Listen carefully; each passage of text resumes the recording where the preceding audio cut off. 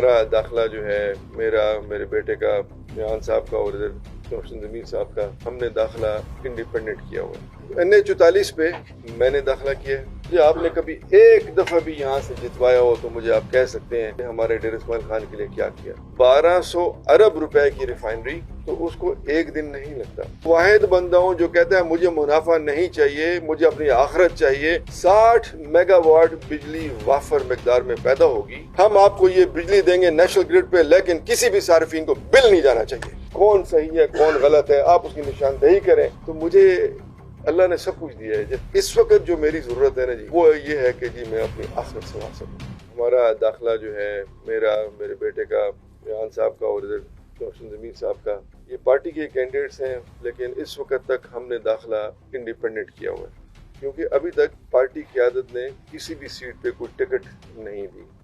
लेकिन हमने अल्लाह का नाम लेके बिस्मिल्लाह की और अल्लाह ने जहाँ जहाँ हम चाहते थे वहाँ हमारे दाखिले भी कबूल हो गए। NA44 पे मैंने दाखिला किया और मेरे ख्याल है आप सब ने लिस्ट देख ली होगी।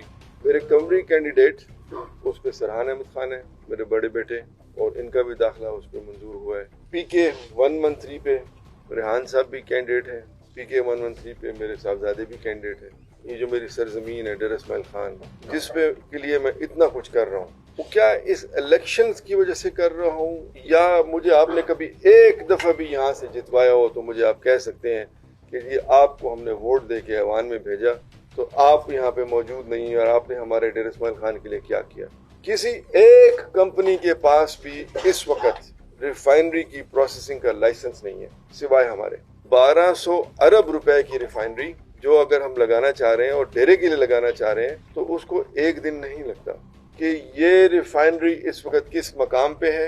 DI खान में ना कोई तेल का कुआं है और ना ही यहाँ पे पाइपलाइन चल रही है, ना ही यहाँ पे कुछ स्टोरेज डिपो है। मुझे बड़ी दफा कहा गया कि जी आप इस रिफाइनरी को मूव करें। मैं वो वाहिद बंदा हूँ जो कहता है मुझे मुनाफा नहीं चाहिए, मुझे अपनी आखिरत चाहिए।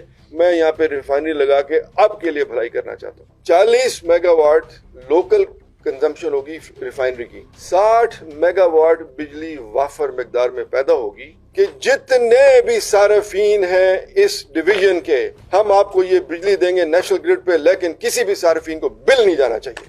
आज तक मेरे ख्याल है आपने डेरे की धरती से कोई पैदा हुआ उसको आज तक कभी अलग करके ऐवान में नहीं भेजा। मैं बात सही कह रहा हूँ गलत कह रहा हूँ?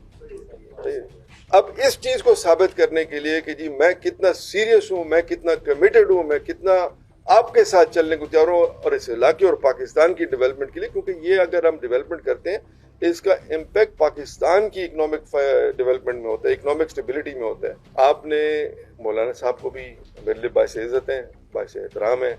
मुझे तो बड़ा, मेरे लिए तो बड़े फ़ख्र की बात है, इज़्ज़त की बात है कि ऐसी शख्सियत के साथ मेरा इलेक्शन का एक प्रोसेस चलता है। और मैंने आज तक ज़िंदगी में उनके बारे में कोई ऐसी बात नहीं की जो उनकी शख्सियत और उनकी हैसियत के मुताबिक ना हो। तो मेरे लिए वो काबिल एहतराम है। जीत और हार और जीत जो है ना, ये तो मुकद्दर की बात है, नसीब की बात है। लेकिन पॉलिटिकल टीम, मैं आज आपके जरिए दरख्वास्त करना चाहता हूँ कि आप बताएं कि कौन सही है कौन गलत है। आप उसकी निशानदेही करें, हम उनको ताकि साइड पे करें और इस निज़ाम को आगे चलें। हम वो लोग नहीं हैं जो पार्टी छोड़ेंगे और उनकी बुराई करेंगे। तो अगर मैं उनकी बुराई करूँगा तो मैं खुद भी बुरा हूँ। पीपल्स पार्टी, नून लीग, ये पुरानी पार्टियाँ, PTI नई पार्टी है, लेकिन ये दोनों पार्टियाँ 3-3, 4-4 दफ़ा मुंतखब होके ऐवानों में भी आई हैं, एग्जीक्यूटिव भी रही हैं और प्रोविंशियल और नेशनल लेवल पे भी। चाहे मैं हूँ, चाहे मौलाना साहब हैं, चाहे आसिफ ज़रदारी साहब हैं, चाहे मियां नवाज शरीफ साहब हैं, शेरपाव साहब हैं, जो भी हो, हर बंदा ये चाहता है कि उसके दामन पे छींटे ना आए।